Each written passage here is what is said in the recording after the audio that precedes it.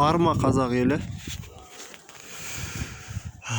Біздің кезекті бір профиль кесу әдісі десек те болады. Мына профильдерде осындай 90 градусқа жымдап кесу жолдары. Яғни профильдерді квадраттағанда сондай 90 градус қылып бір-біріне кигізіп кесуге де болады.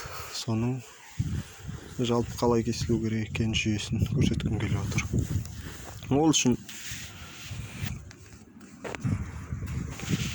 бүтін кесілмеген профиль дейік, мысалы үшін мынау 40 мм-ге 20 мм болатын профильді труба.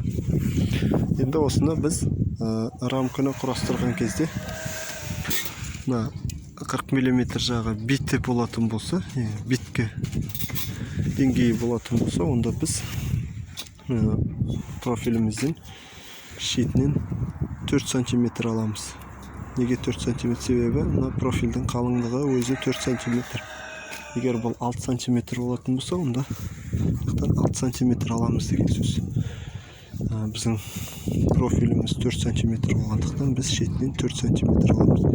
4 см болмағанмен 3,9 см, яғни 39 мм қылып аламыз. Қалғаны болгаркамен кескенде болгарканың тісіне деп, мына тасы бар ғой, кесетін тасының қалыңдығына деп 1-2 мм қалдырып кеткеніміз жақсы. 4-тің анық өзін алатын болсақ, онда 4-2-4-1 болып кесіледі, сосын бір-біріне жатуы қиын болады. 4 см қылып аламыз, мына шетінен сызамыз, сосын мына бұрышынан сол белгілеген 4 см-ге қарай қиғаш сызамыз.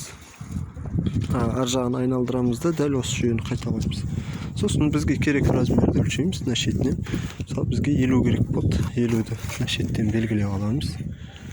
Мына шеті белгіленіп тұр, байқасаңыздар, және де мына шетінен тағы да 46-ны белгілейміз. Яғни 4 см кем деген сөз. Сосын екеуінің арасын жалғаймыз, айналдырып кері жағында солай сызамыз. Орындарын кесіп тастап, келген жағдайда андай болып бір-біріне бірігеді.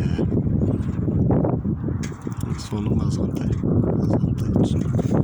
Егер түсінбеген жері болатын болса.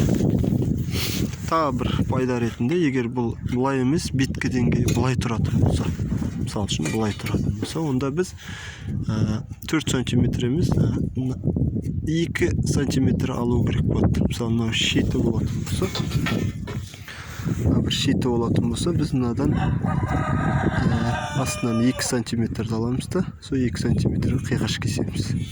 Онда уже бұл бұлай жатқан жағдайда бір-біріне солай жалғанады. Сондай жұмыстар. Анық түсінбеген жағдай болса, комментарияға жазамыз. Тағы да ақпарат беруге болады, иншалла. Істеп жатқан істеріңізге